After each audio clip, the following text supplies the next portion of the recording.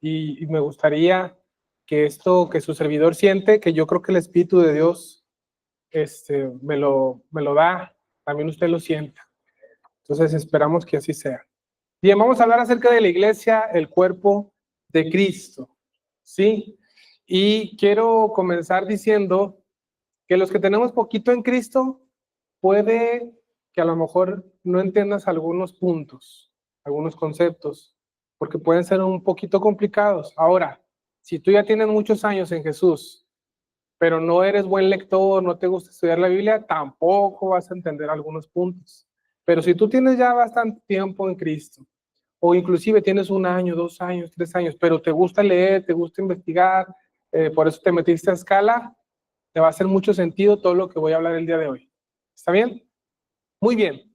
Voy a hablar acerca de la iglesia de Jesucristo y la resurrección, o la resurrección de la iglesia, ¿sí? Para ello debemos comenzar, muchachos, partiendo de qué es la iglesia, ¿sí? Vamos por favor a Efesios capítulo 3.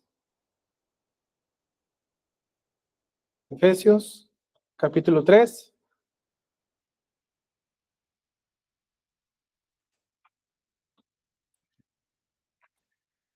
Poner aquí, iglesia.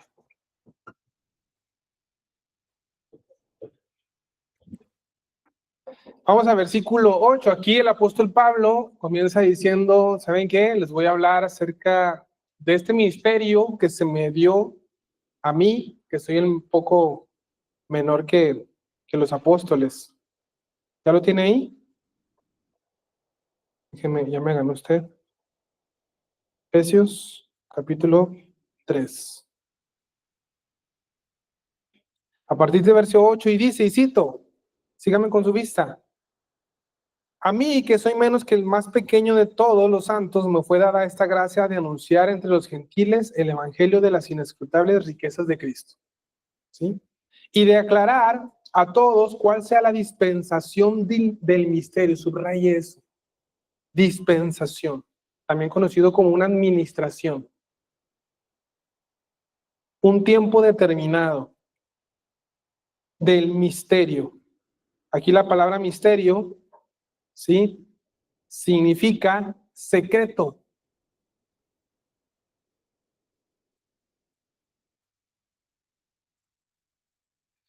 También da la idea de alguien que guarda silencio o que tapa su boca. Entonces podemos entender que el Espíritu Santo tapó su boca para no revelar esto a nadie de antaño, sino hasta el apóstol Pablo. ¿Sí van siguiendo eso? O sea, Dios ya lo tenía en sus planes, Dios ya lo había considerado, sin embargo esto nunca se lo anunció a ningún profeta del Antiguo Testamento, ni a Jeremías, ni a Zacarías, ni a Oseas, ni a Amós, ni a Ezequiel, ni a Daniel, sino que Dios esperó a que en esta dispensación de la gracia, cuando Cristo resucita, le revela esto al apóstol Pablo. Seguimos leyendo. Escondido desde los siglos en Dios, que creó todas las cosas, versículo 10. Para que la multiforme sabiduría de Dios sea ahora dada a conocer por medio de la iglesia a los príncipes o principados, a las autoridades en los lugares celestiales, conforme al propósito eterno que hizo en Cristo Jesús nuestro Señor, en quien tenemos seguridad y acceso con confianza por medio de la fe en Él. Muy bien. Entonces, ¿qué se le revela al apóstol Pablo? El misterio de la iglesia. Y también, por supuesto, el evangelio. Ahora, debemos de comenzar diciendo que la iglesia, pues como dice aquí la pantalla, es el cuerpo de Jesús. Y esto es clave entenderlo porque yo puedo partir con la premisa y la idea de que desde el punto de vista de vida abundante tenemos una inclinación pretribulacional. ¿Qué es esto? Que creemos que la iglesia de Jesús no pasará por los juicios que Dios enviará a la tierra, que si usted quiere saber cuándo comienzan, están en Apocalipsis 6. A partir de Apocalipsis capítulo 6, ¿sí? Comienzan una serie de juicios que vienen siendo los primeros 4 juicios, son conocidos como los 4 jinetes del Apocalipsis. ¿Se había escuchado acerca de eso? Son los primeros. El primero de ellos es un caballo blanco y lo monta alguien con arco sin flecha y con una corona que es símbolo o representa victoria. O sea, Dios le permite victoria y este primer jinete se ha confundido por muchos con Jesús. Jesús, por las características de que viene caballo blanco, victorioso, con coronas, pero este compadre de aquí es una imitación del verdadero que aparece, que ese sí es nuestro Señor, en Apocalipsis 19. La Biblia dice en 2 de Tesalonicenses que Dios envía un poder engañoso. ¿Con qué fin? Dios es el que lo envía, es el primer juicio. ¿Con qué fin? Para que crean todos los que rechazaron la verdad. Vamos a citarlo, 2 de Tesalonicenses, por favor.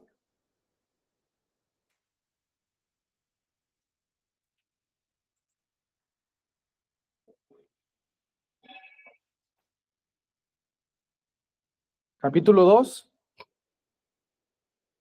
El título es Manifestación del hombre de pecado, que aquí Pablo está haciendo referencia al anticristo. Pero con respecto, versículo 1, con la venida de nuestro Señor Jesucristo y nuestra reunión con Él, les rogamos, hermanos, que no se dejen mover fácilmente de su modo de pensar, ni se conturben, ni por espíritu, ni por palabra, ni por carta como si fuera de nosotros, en el sentido de que el día del Señor está cerca. Aquí el día del Señor es el día de la ira, el día en que Cristo aparece en los cielos y todo ojo le ve. ¿Ok? Es importante que vaya viendo esos sinónimos, por así decirlo. Son palabras clave. Y dice, 3, nadie les engañe de ninguna manera porque no vendrá que el día del Señor sin que antes venga la apostasía, que significa un abandono deliberado de la fe. Se divorcian de la fe. Otra característica, y se manifieste el hombre de pecado, el hijo de perdición. 4, el cual se opone y se levanta contra todo lo que se llama Dios o es objeto de culto, tanto que se sienta en el templo de Dios como Dios, haciéndose pasar por Dios. ¿No se acuerdan que cuando yo estaba todavía con ustedes les decía esto? Y ahora ustedes saben lo que lo detiene. ¿A quién? En el anticristo. Sigo leyendo. A fin de que a su debido tiempo se manifieste, una manifestación. Porque ya está en acción el misterio de la iniquidad, solo que hay quien al presente lo detiene. Algunos dicen que el que lo está deteniendo es Dios o el Espíritu Santo, Dios, cuando dé la orden. Y dice, versículo 8, entonces se manifestará aquel inicuo a quien el Señor matará con el espíritu de su boca. Este inicuo y esta manifestación es este de aquí, el primer jinete del Apocalipsis. ¿Sí? Seguimos leyendo. Versículo 9. Inicuo cuyo advenimiento es cuyos ¿sí? Venida o manifestación en los cielos o manifestación en la tierra. Se me perdió. Advenimiento es por obra de Satanás, con gran poder y señales y prodigios mentirosos. Versículo 10. Y con todo engaño de iniquidad para los que se pierden, por cuanto no recibieron el amor de la verdad para ser salvos. Por esto, Dios les envía un poder engañoso para que crean la mentira, a fin de que sean condenados todos los que no creyeron en la verdad, sino que se complacieron en la injusticia. Por cuanto en este tiempo de gracia rechazaron a Jesús, Dios les envía este primer juicio. La Biblia es clara cuando enseña y dice, si se acuerdan de Abraham cuando está intercediendo por Lot, y antes de su intercesión él pregunta, Señor, ¿destruirás al justo con el impío? Abogando porque Dios es justo. Dice, si hay 50, no. Si hay 30, no. Si hay 20, no. Si hay 5, 10, no. Solamente había uno. La Biblia confirma esto en Hebreos y llama a Lot el justo Lot. Fíjense, qué interesante. El justo Lot que se afligía por todo lo que sucedía alrededor de Sodoma y Gomorra, estaba en las puertas de la ciudad cuando llegaron los ángeles que Dios envió para librarlo del castigo. Tenemos otro ejemplo, cuando Dios envía el juicio del diluvio, Dios guarda a Noé y a su familia y los libra de ese juicio de condenación de muerte. Entonces, podemos pues deducir y concluir que de la misma forma como la iglesia dice en Romanos 8:1, no hay ninguna condenación. Si quieres anotar condenaciones, crisis con K. Esta es una condenación de maldición, definitivamente. No hay ninguna condenación para los que están. Este nexo es importantísimo. En Cristo Jesús. Tiene que ver con la iglesia. Los que están en, importantísimo, ese nexo, en Cristo Jesús. Nosotros, la iglesia, no estamos con Jesús. La iglesia no está para Jesús, que sí también. Sin embargo, lo importante es que estamos en, porque somos uno en Él. Esto es importante y lo voy a estar haciendo mucho énfasis porque vamos a estarlo desarrollando bastante para que usted, quiero yo con la ayuda de Dios, que lo vaya entendiendo muy bien. Ok, entonces, aquí empiezan los juicios, no hay ninguna condenación para los que están en Cristo Jesús. La iglesia, no hay condenación. Sería probable que la iglesia sufra juicios divinos cuando aquí claramente vemos que Dios envía este poder engañoso para los que creen la verdad. Ahora, alguno dirá, en Mateo 24 se menciona que hay santos siendo perseguidos. ¿Por quién? Por este compadre de aquí. Y sí, es verdad, pero esto es lo maravilloso y lo que a mí me conmueve y me atrapa el corazón y quiero que usted lo entienda. Vamos a dividirlo. Bueno, a ver, aquí. Vamos a dividir la iglesia, que entendemos que todos que es un santo. ¿Qué es un santo? De Dios, apartado para Dios. Entonces, están, escuche, número 1, los santos del Antiguo Testamento. No es la iglesia. Número 2, los santos que son la iglesia. Aquí surge una pregunta, ¿cuándo nace o surge la iglesia? Es una buena pregunta. Y número 3, los santos de la tribulación, que no son la iglesia. Si usted tiene claro estos puntos y distingue, ahorita vamos a ver cómo Pablo hace distinción de estos 3 santos, tipos de santos que sí vienen siendo redimidos, pero esta de aquí, la iglesia, es el cuerpo de Jesús. Para que vaya entendiéndose más. David, el salmista, el rey, Ezequiel, Jeremías, Abraham, no eran y no son la esposa de Cristo. Pongan mucha atención.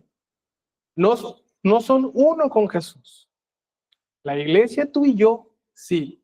Vaya viendo el grado de privilegio y de gracia que le ha concedido Dios a todo el creyente desde que resucitó en su resurrección hasta nuestros días. Este tiempo, desde que Cristo resucitó hasta hoy, que es 31 de marzo del 2025, ¿sí? Se llama dispensación de la gracia. Es un tiempo en el que Dios predeterminó, anticipó, planificó y que le reveló a Pablo una época de gracia. Más allá de la gracia que comúnmente con conceptos podemos tener esta idea de que es un regalo merecido, sí, pero quiero que usted vea la magnitud de la gracia que le ha recibido o que se le ha dado a usted por creer en Jesús. ¿Ok? Entonces, podemos deducir, pues, que los santos perseguidos por el anticristo aquí son los santos de la tribulación. ¿Ok? Los santos de la tribulación. Aquí engloban, los santos de la tribulación pueden ser definitivamente judíos que empiecen a creer en Jesús en ese tiempo y obviamente gentiles que empiecen a creer en ese tiempo. ¿Sí? Ahí mismo en Apocalipsis, hablando de los juicios, en el 6º sello que es desatado, aquí empieza la persecución, o se menciona la persecución. Y yo lo había citado ya antes, cuando están estas almas que fueron decapitadas por el anticristo, por no quererse poner la marca en la frente o en la mano derecha, fueron decapitadas y están delante de Dios, ya muertos físicamente, pero presentes delante de Dios, están diciéndole: Dios, haznos justicia. Estos son los santos de la tribulación. De Mateo 24, porque yo como escucho mucho ese argumento, Mateo 24, si tú lo lees, ahí dice que si por causa de los escogidos, nadie será salvo, por eso se tienen que acortar los días, que a propósito, hablo aquí un paréntesis. Cuando la Biblia dice acortarse los días, no está hablando literalmente de un periodo menos de 24 horas, sino acortar los días es los días de la tribulación, de ese periodo. ¿De cuántos años dura esa tribulación? Dura, ¿dónde está ahí? El profeta Daniel, ¿dónde estoy? Tribulación, bueno, aquí. Duran 7 años.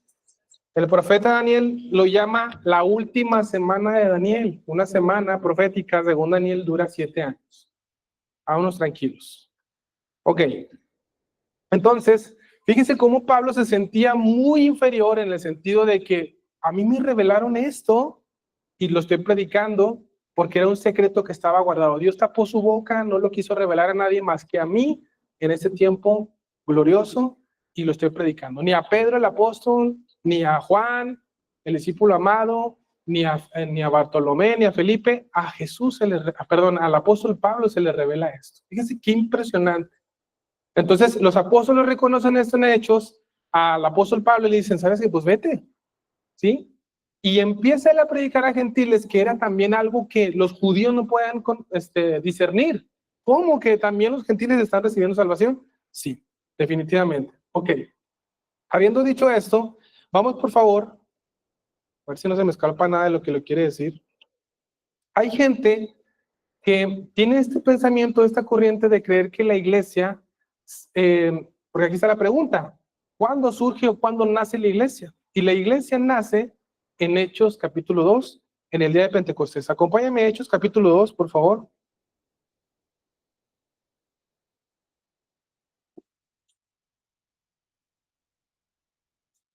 ¿Quién soy yo? ¿El micrófono?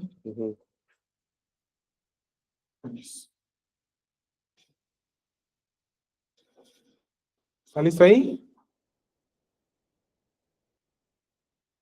Dice, cuando llegó el día de Pentecostés, estaban todos unánimes juntos, versículo 2. Y de repente vino del cielo un estruendo como de un viento recio que soplaba, el cual llenó toda la casa donde estaban sentados, y se les esparcieron lenguas, aparecieron lenguas repartidas como de fuego, asentándose sobre cada uno de ellos, y fueron todos llenos del Espíritu Santo y comenzaron a hablar en otras lenguas, según el Espíritu les daba que hablaran. Moraba entonces en Jerusalén judíos varones piadosos de todas las naciones bajo el cielo. Y empieza el estruendo y el Espíritu Santo desciende cumpliendo, voy a borrar esto. ¿Está bien? ¿Lo puedo borrar? Cumpliendo una de las festividades del pueblo de Israel. A ver, mencióneme una fiesta principal del pueblo de Israel. Bueno, ya Pentecostés no se llama así, pero sí. Otra que no haya mencionado yo.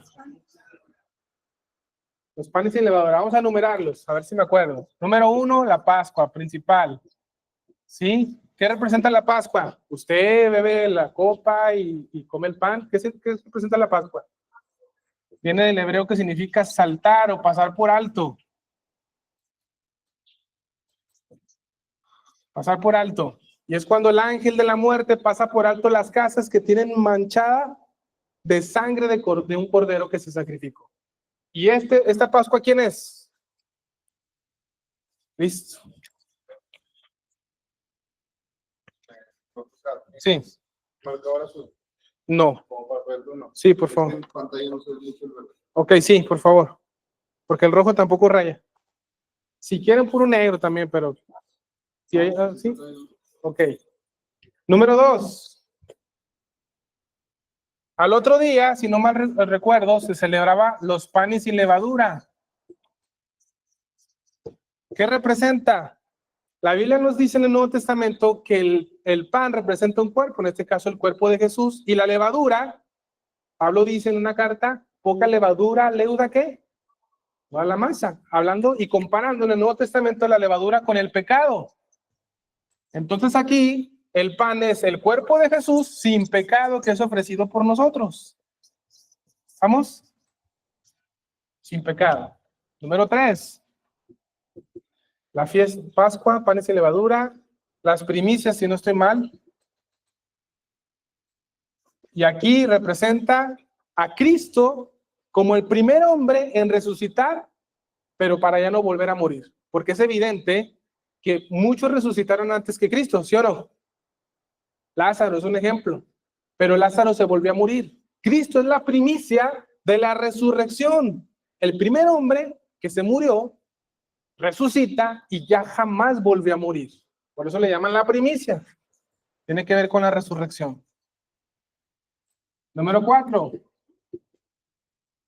Pentecostés. O también conocido como la fiesta de las cosechas, donde se recogía el primer fruto. Y esto es donde sucede en Hechos capítulo 2, cuando el Espíritu Santo desciende, y aquí, en esta fiesta, nace la iglesia de Jesús, el cuerpo de Cristo, los que estamos en Cristo. Eran 120 judíos, desciende el Espíritu Santo, los bautiza el Espíritu de Dios y se hacen uno con Jesús. Número 5, otra fiesta importante. Bueno, esta fiesta se celebraba después de la Pascua, la de Resurrección, se contaban 50 días y se celebraba el Pentecostés. Número 5, déjenme me acuerdo, la fiesta de las trompetas. Sí, gracias. Y esta, amados de Dios, es la que estamos esperando que se cumpla. Si ustedes ven el patrón, todo tiene que ver con Cristo o con Dios. Cristo en nuestra Pascua. El propósito de esta fiesta o de esta cita divina, que ya hemos explicado que fiesta ahí en el Antiguo Testamento es Moed, que significa cita, cita con Dios, un encuentro con Dios, representa a Cristo. Los panes de levadura representa a Cristo. ¿Dónde? ¿Dónde? Las primicias, Cristo cuando resucita, y el Pentecostés cuando Cristo cumple su promesa de enviar el Espíritu Santo como el representante de Cristo. La quinta, esta, ¿cuál cree que sea? La fiesta de las trompetas. El rapto o el arrebatamiento de la iglesia.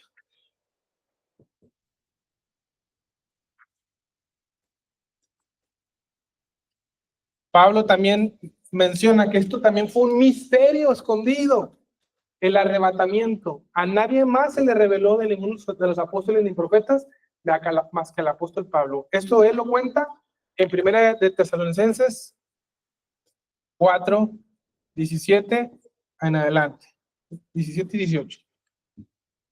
Ahí habla, y en Primera de Corintios 15 también, que ahorita lo vamos a citar. Espero que me alcance el tiempo. Capítulo 15, puede leerlo y ahí claramente habla acerca de la resurrección. Número 6, la fiesta, porque son 7, es la fiesta de la expiación, que es cuando los judíos ofrecían, si no mal recuerdo, un cordero sin mancha, entraba el sumo sacerdote una vez al año a ofrecerlo y entraba hasta el lugar santísimo, ¿sí? Y esto lo hacía para que sus pecados y los del pueblo fueran perdonados. Y aquí, santos de Dios, amados de Dios, es un trato que Dios va a hacer, trato de tratar, no de un contrato, sino de tratar al pueblo de Israel. Y por último tenemos la última fiesta, muy importante, la de los tabernáculos, o también conocido como Sukkot, en hebreo, que es tabernáculo, que tiene que ver con Cristo, con nosotros, ya cuando Él venga, habitando en medio de nosotros, ¿ok? Ya cuando Él venga a establecer su reino. Entonces ahorita estamos, si usted me dice, estamos aquí, entre Pentecostés y las trompetas, ¿sí? Porque cada fiesta tenía una representación y una enseñanza que apuntaba a Jesús. Todo era sombra acerca de Jesús.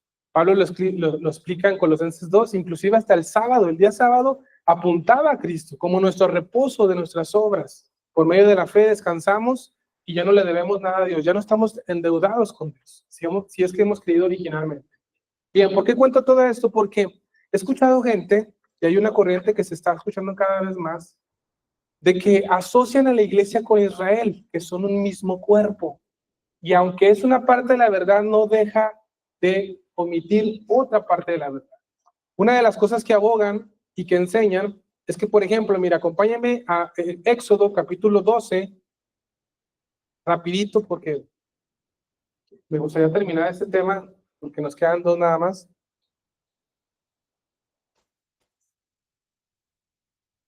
Igual ahí yo le voy diciendo a Fechi que le vaya cambiando, todavía no. Ahí déjame. Este material se lo voy a dar porque yo estoy seguro que no voy a terminar de citar todo lo que quiero citar, pero ese lo voy a dejar para que lo lean. Creo que es la clase más larga que he hecho, así de ese forma. ¿Sí? ¿Ya lo tiene? 12, capítulo 30, perdón, versículo 37. Partieron los hijos de Israel de Ramesés a Sucot, es cuando ocurrió el éxodo, que fueron libres de la esclavitud. Como 600,000 hombres de a pie, sin contar los niños. Estamos hablando que aproximadamente 1,000,000 de personas. Versículo 38. También subió con ellos grande multitud de toda clase de gentes. Es decir, que no eran judíos. ¿Sí sigue eso? Que no eran israelitas, pero fueron también liberados. Se fueron libres con Israel. También se fueron muchas ovejas y muchísimo ganado. De aquí, uno señala, ¿ves? La salvación ya había sido dada no solamente a los judíos, sino también a gentiles que no eran judíos. Y yo digo eso, sí es cierto, es verdad. Pero aquí se atreven a decir que la iglesia siempre fue Israel como un cuerpo y que no es nada nuevo que surgió aquí en el Pentecostés. ¿Sí? Con la primera cosecha de un fruto de un cuerpo nuevo. ¿Sí? Esto es bien importante también entenderlo. Y citan Hechos capítulo 7. Mire, vaya a Hechos capítulo 7. Por favor.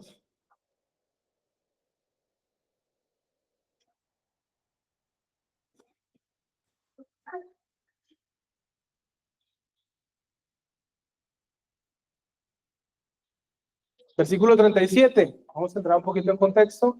Aquí está Esteban, el primer mártir para algunos de la iglesia. Está sufriendo persecución, lo apedrean, lo matan, pero empieza a predicarles antes, previamente su muerte, a los que se le oponían. Versículo 37. Este Moisés es el que dijo a los hijos de Israel: profeta les levantará el Señor, su Dios, de entre sus hermanos como a mí, a él oirán. Haciendo referencia a Jesús. 38. Este es aquel Moisés que estuvo en la congregación, subrayelo, congregación. Aquí esta palabra congregación se traduce originalmente, o más bien la palabra original es eclesia, de donde viene la palabra iglesia.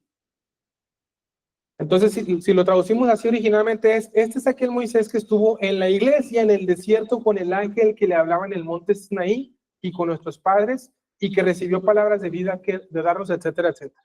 Entonces, de aquí dicen, aquí pusieron congregación, pero originalmente es iglesia, diciendo que la iglesia ya estaba desde el desierto con Moisés.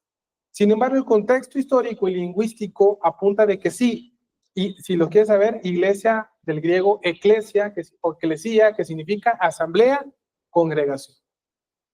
Si usted escucha, vamos a la congregación de vida abundante, vamos a la iglesia. ¿Lo que significa? Una asamblea, una congregación de personas.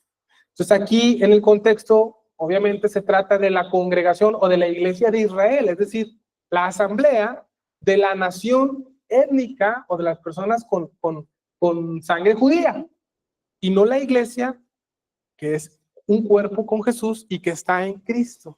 Ahí está el error. Nada más por una palabra asociar que la iglesia existe desde el desierto. Pero si ustedes han estado en las clases de Romanos, el maestro José Pérez, que habla griego y escribe griego y domina en la hermenéutica y todo, él les explicó y les enseñó, y lo pueden recapitular, la distinción clara que hay entre la iglesia e Israel. Porque sí, él mencionaba, y yo ya también lo había escuchado antes, de que Dios ya había rechazado a Israel para siempre y que ahora la iglesia era su pueblo. Pero la Biblia todavía no termina o la Biblia nos enseña que Dios todavía no termina con Israel.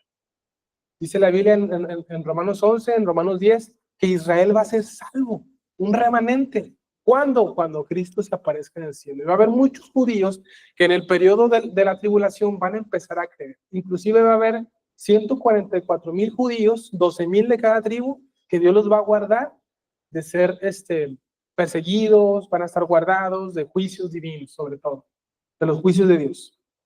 Ahora, ¿sí me va siguiendo? ¿Quién me va entendiendo? ¿Sí me va entendiendo? Muy bien. Me veo caras así como que, ¿qué está diciendo ese señor? Bien. Ahora, Cristo menciona al apóstol Pedro. Mire, vamos a Mateo capítulo 16.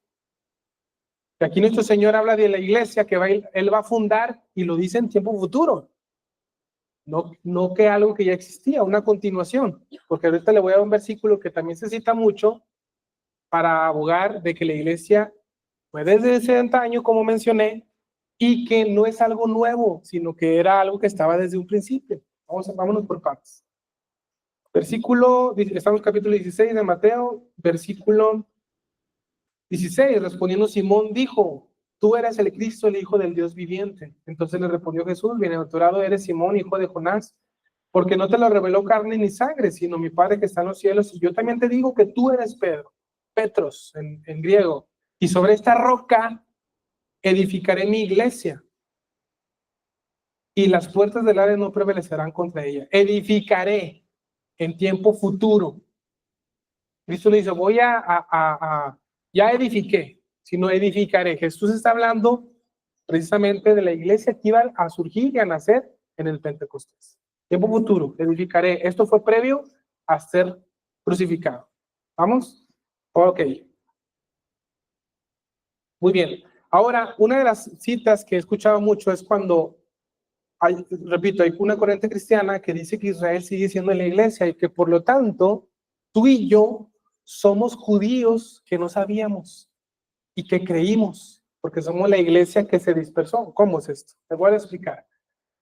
Dios envía un juicio a Judá, que era la nación del sur de Israel, envía a Jeremías y le dice: arrepiéntanse, arrepiéntanse. Si no, Dios va a enviar un juicio fuerte. Y envió un juicio y no creyeron.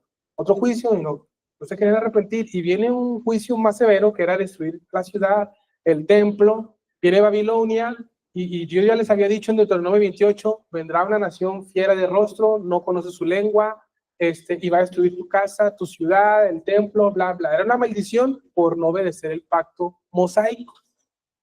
Entonces Dios envía a Nabucodonosor, viene el juicio y se van todos dispersados. Eso fue el segundo exilio, el segundo exilio. El primero fue con los del norte. Cuando la nación, del norte, que eran 10 tribus, fueron enviados otros juicios de Dios sobre los de arriba, los del norte, que eran 10 tribus, que fue a través del imperio asirio, y se dispersaron esas 10 tribus entre las naciones. Yo le había comentado que ya no existía registro bíblico de que esas 10 tribus hayan regresado a su tierra. Entonces, en Jeremías, Dios dice que él restauraría o haría un nuevo pacto, con la casa de Israel.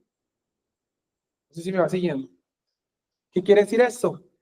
Que por eso citan en el Nuevo Testamento cuando Jesús dice que yo no he venido sino a buscar a las ovejas perdidas de la casa de Israel.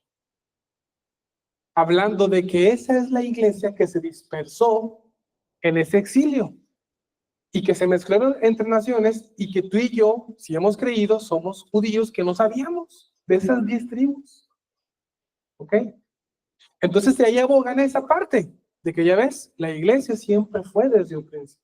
Sin embargo, la Biblia es clara cuando dice que sí, claro, Cristo primero a lo suyo vino, los suyos no le recibieron, y Jesús también cuenta en Juan, en el Evangelio de Juan: voy a buscar otras ovejas, otro rebaño, lo voy a buscar.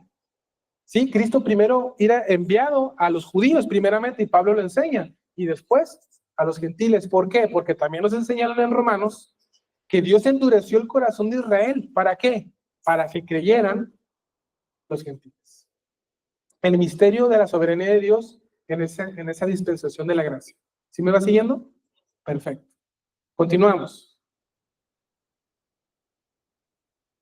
Ahora, cuento todo esto yo, familia, para que usted vaya viendo. Ahora sí voy a borrar esto. Qué importante es todo esto, porque ahora voy a empezar a partir a hablar acerca de la resurrección y el orden de la resurrección, según la Biblia nos enseña. ¿Ok? Porque si bien es cierto que la Biblia en Apocalipsis nos dice que hay una primera resurrección y una segunda, no quiere decir que no vaya a haber varias resurrecciones, y lo voy a explicar. Vaya a 1 Corintios capítulo 15, en el versículo 20.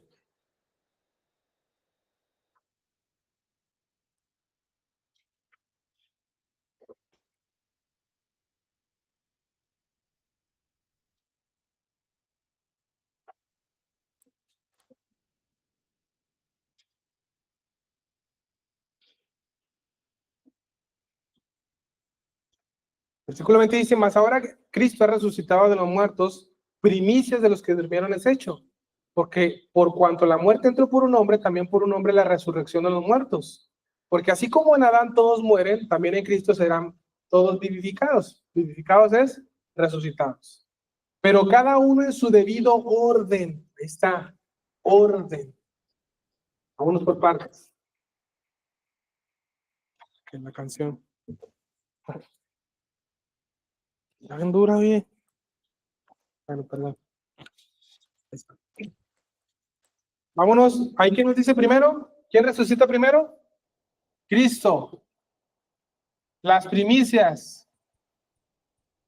Para mí, aquí las primicias, para mí, esto es para mí. Cristo, muchos asocian que Cristo fue la primicia, y sí, la Biblia habla de esto, pero dice primicias, en plural. Y en Mateo 27, córrale rápido en Mateo 27.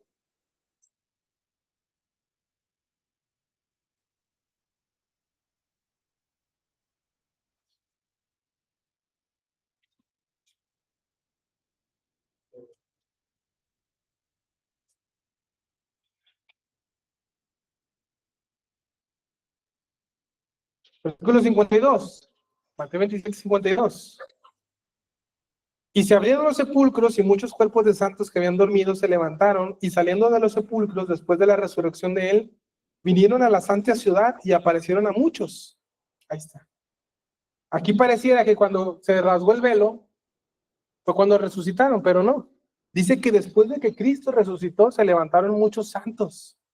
Entonces, qué curioso, yo le había comentado ya antes a usted que aquí en Mateo yo asocio en 53, aquí estas primicias de resurrección, porque obviamente resucitaron, estaban muertos, resucitan juntamente con Cristo. Seguimos, versículo, estamos en 1 Corintios 15, ¿verdad? Perdón.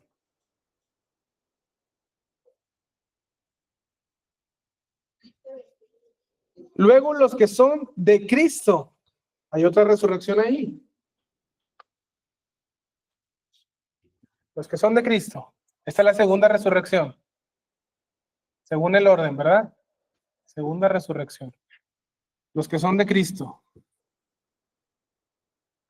Y aquí yo enseño que los que son de Cristo es la iglesia. Resucita.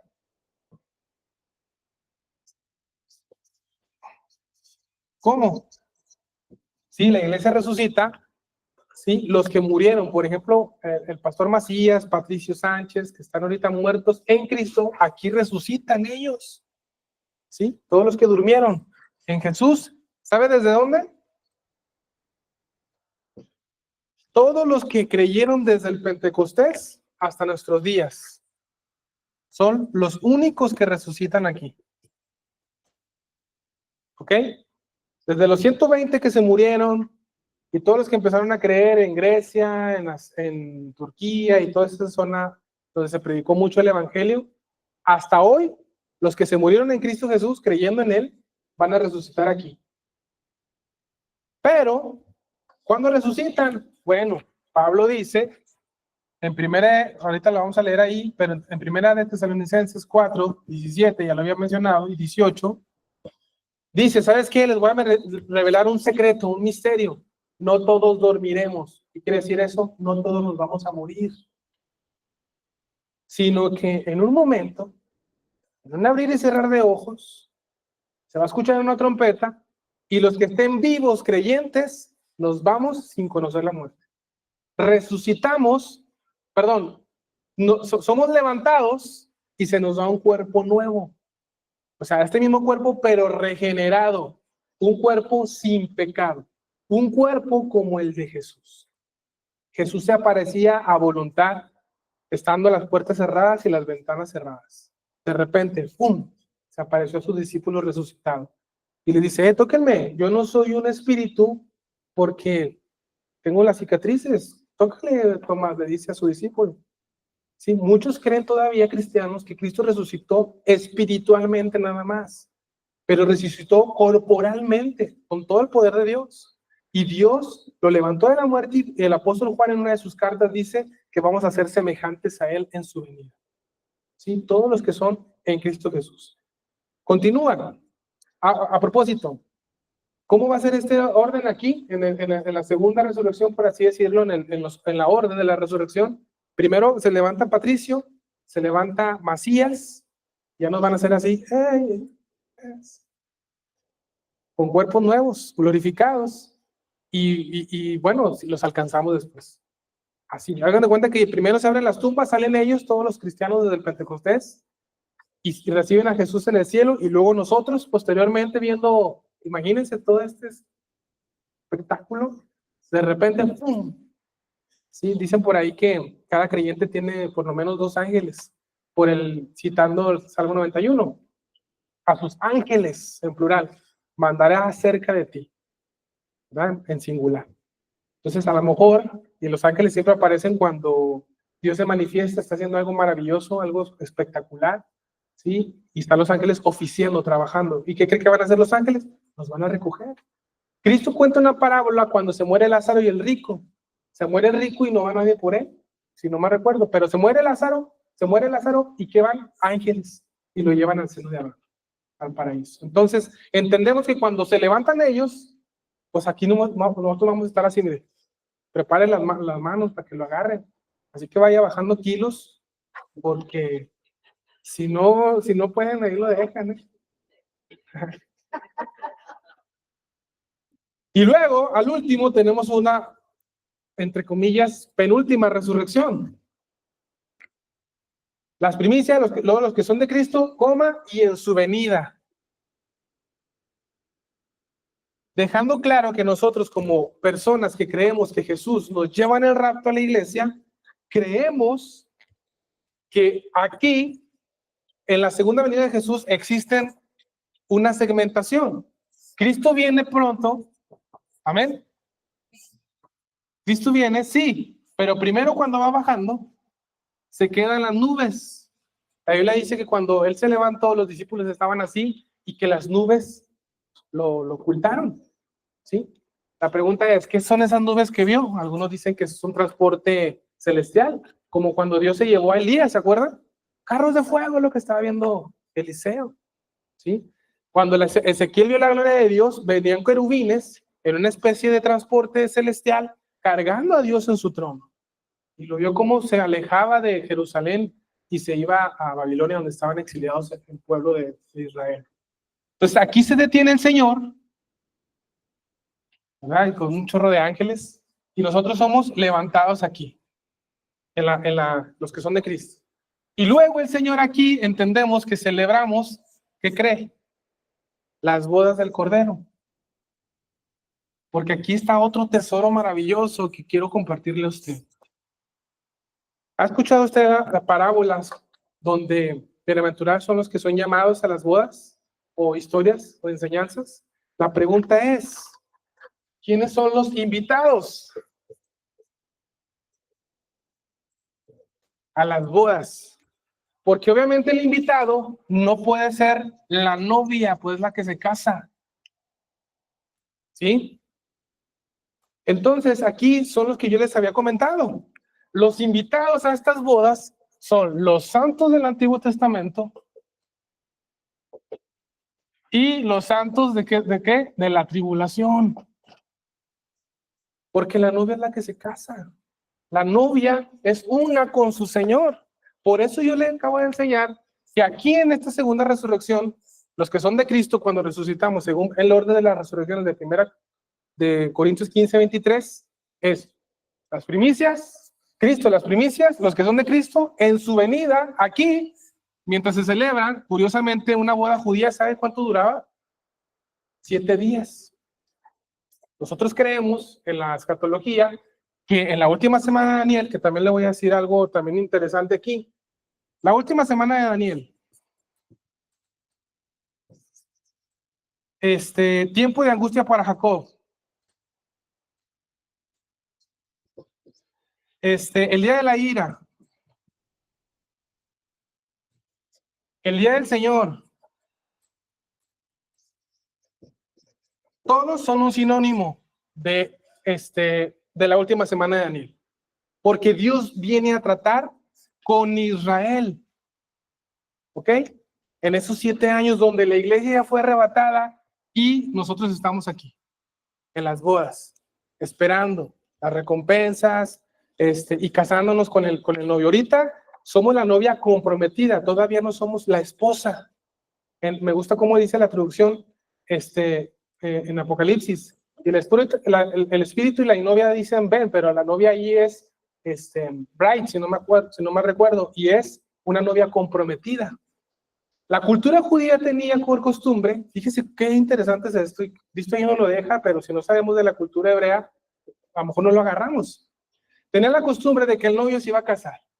Entonces el padre arreglaba los preparativos. Y luego, ¿qué pasaba después? El hijo iba y pagaba un dinero, buena cantidad, por la hija, o sí, la pedía, por la novia que se iba a casar. ¿Sabes que me gustas? Yo creo que tú vales tanto, ahí está, y pagaba. Entonces, una vez arreglaron los preparativos, ¿qué creen? El novio se iba. Y luego, el novio tenía la costumbre de construir una casa con sus propias manos. ¿Dónde cree? A un lado de la casa del papá.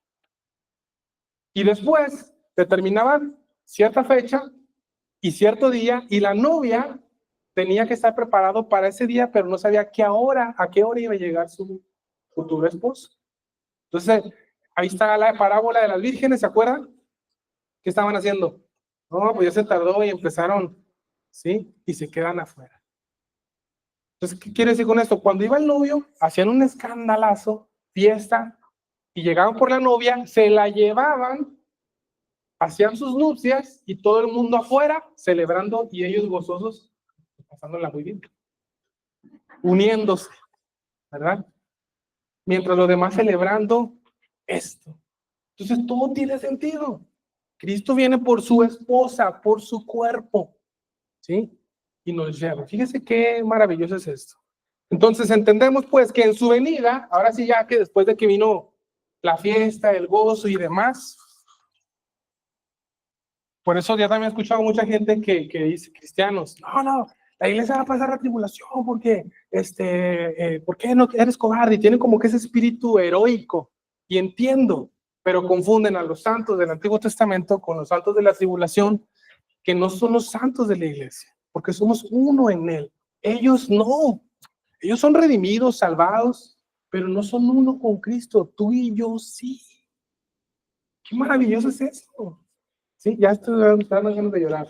Entonces, después de aquí, ¿qué pasa? Ahora sí Cristo desciende y todo ojo le ve. Y aquí todos, y en Apocalipsis 6 dice, escóndanos de la ira del Cordero, porque aquí, ¿quién podrá sostenerse en pie? Sí. ¿Quiénes son los santos del Antiguo Testamento? Los santos del Antiguo Testamento son todos previos al Pentecostés. Desde David, Elías, Ezequiel, todos ellos. Pero los santos de la iglesia es desde el Pentecostés. Nos hacemos uno con él, somos bautizados en el Espíritu Santo para hacer uno con él, su cuerpo. Por eso Pablo dice, miren, esto es un misterio. ¿Cómo es que la esposa con su esposo son una sola carne? Pero yo estoy aquí, Génesis está allá atrás, pero somos una sola carne. Y dice Pablo, esto es un gran misterio. Esto es un gran misterio. Y obviamente que el matrimonio es comparado a la unión de Cristo con la iglesia. Y le voy a dar otra cosa para que se empache más. Ahí le va. Evidentemente, a Israel se la asocia como esposa de Dios, ¿sí? Pero no es la esposa de Cristo. Fue la esposa del Padre. Por eso es importante entender la doctrina de la Trinidad. El Padre hizo un pacto con su pueblo. El pacto tiene que ver con un matrimonio. Pero ellos una vez más y una vez más lo engañaban. Y Dios comparaba eso a infidelidad. ¿Cuándo se permite el divorcio? ¿Cuándo? Cuando hay infidelidad. Y Dios se cansa, entre comillas, de Israel y dice, los voy a poner a celos con un pueblo que no es pueblo. ¿Sí? Y se endurece el corazón de ellos y el Padre se divorcia de Israel. Los hace a un lado, entre comillas, pero no los ha abandonado por completo. Porque viene la salvación de Israel cuando Cristo aquí se aparezca y todo Israel será salvo. Por eso Dios, a través del profeta famoso Oseas, creo que era Oseas, cuando Oseas toma a una mujer prostituta, ¿se acuerdan? Y por orden de Dios, y lo engaña, y lo engaña, y lo engaña, y Dios le dice a Oseas, cásate con ella, síguela amando, a ella que te engaña, síguela amando, porque así yo sigo amando a mi pueblo de Israel. Y Dios fue paciente, paciente, paciente, y los perdonaba, pero llegó un momento en que Dios dijo, ya no más, y hizo un nuevo pacto para presentarla a una nueva novia para que sea su futura esposa a la iglesia de Jesús. ¿Sí? Ahora, ay, ya se acabó el tiempo. Dice la Biblia ahí, en su venida, aquí resucitan bueno, aquí va a ser una tumba, pero no me va a salir. Resucitan todos los santos del Antiguo Testamento y los santos de la tribulación. Cuando Cristo ya lo vemos que va bajando y nosotros venimos con él más bien, porque él nos recibe en las nubes en el arrebatamiento y luego ya venimos con él y de repente se levantan los muertos aquí. Otra vez voy a citar 23. Dice, todos serán vivificados, resucitados, pero cada uno en su debido orden, Cristo, las primicias, luego los que son de Cristo y en su venida. Y no es la única resurrección, falta una. Lo triste es que la última resurrección, ahí dice, luego el fin, cuando entregue el reino de Dios y Padre, cuando haya suprimido todo dominio, toda autoridad. Esto se lee en Apocalipsis 20. En Apocalipsis capítulo 20 hay una resurrección al final del milenio, después de que Cristo está aquí con nosotros, reinando, pasan 1000 años y ocurre una resurrección. Pero aquí esta resurrección, la Biblia dice en Apocalipsis que bienaventurados los que participan de la primera resurrección que engloba todo este segmento. Porque ya no tienen problema con la segunda muerte. Los que resucitan en la segunda resurrección después del milenio, ¿sí? Son levantados nada más delante de Dios. Y qué curioso es esto. Jesús dice que el Padre entregó todo juicio al Hijo. El mismo Señor que salvó a la humanidad es el mismo que va a ser el juez. No va a ser el Padre, no va a ser el Espíritu Santo, va a ser Jesús mismo el que va a enjuiciar a la gente que se levante ahí en el Apocalipsis 20. Dice la Biblia, todos están de pie, no hay nadie sentado. Y esto me recuerda cómo cuando está un problema legal, ¿sí? Y que ahí les ha sido hallado culpable, que le dicen, póngase de pie el acusado. Y de pie le dictan la sentencia. Ahí lo mismo va a pasar, va a estar sentado Jesús en tu trono para juzgar y va a decir, a ver, no estás en el libro de la vida, y dice la Biblia ahí, los que no estaban escritos fueron echados al lago de fuego, lamentablemente. Entonces, estamos viviendo un tiempo de gracia glorioso, una dispensación maravillosa, tú y yo. Somos la novia prometida de Jesús, pero quiero decirle esto, el hecho de que seamos la novia prometida no quiere decir que no tengamos ya un compromiso. En la cultura hebrea, una muchacha comprometida ya para casarse, si salía con otro, ya era adulterio según la ley. Era adulterio. ¿Se acuerdan cuando José toma a María por su mujer? ¿Ya se habían casado? ¿Verdad que no? ¿O sí? ¿No? Se embaraza, se le aparece un ángel porque la quería despedir. ¿Se acuerdan? De que, era la novia prometida y ya me salió con su domingo 7. Y como la amaba, no la quería divulgar, ¿verdad? Difamar. ¿Y qué es? Aparece un ángel, le dice, José, no temas tomar a María, tu mujer. Y es nada más. Entonces, cuando venga Cristo, nos va a levantar. Esperamos que esto sea muy pronto y que no conozcamos la muerte. Amén. Bueno, me quedé con ganas de decirle más para no dejarle, pero en fin, le voy a dejar todos estas diapositivas. Mira, dale un recorridito rápido, Ferchi. Así. Un chorro de citas para que vayas viendo todo lo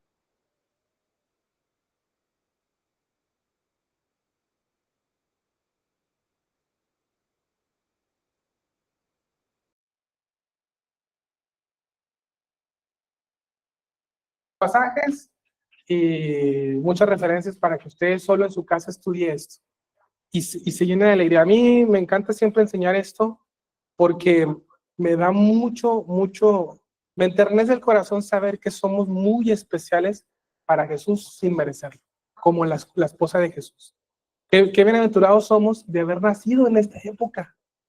Dios no decidió que tú nacieras en el 2000 antes de Cristo, en los tiempos de Abraham.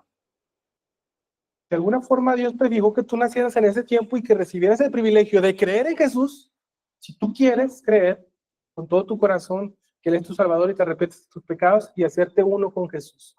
¿Sí? Y termino esto. ¿Recuerdan cuando el Señor Jesús habla de Juan el Bautista? A propósito, ¿Juan el Bautista fue un gran profeta? ¿Sí o no? Sí. Quiero darle un dato. Juan el Bautista no hizo ninguna señal, ningún milagro, y fue considerado un gran profeta de Dios. Y aparte de eso, Jesús lo elogió diciendo, de todos los nacidos de mujer, no hay ninguno como Juan. Pero el más pequeño en el reino de los cielos es más grande que Juan. Wow, quédese con eso. Entonces, oramos rápido. Señor, gracias por este tiempo. Gracias porque nos has dado el privilegio de ser llamado a tu iglesia. Gracias, Jesús. Bendito sea tu nombre. Honramos tu nombre. Te agradecemos tu sacrificio. Bendito seas por siempre, Señor. Te alabamos, Padre, por ese regalo maravilloso. Bendito seas. En el nombre de Jesús así oramos. Amén. Muy bien, váyase al receso y ahorita regresamos.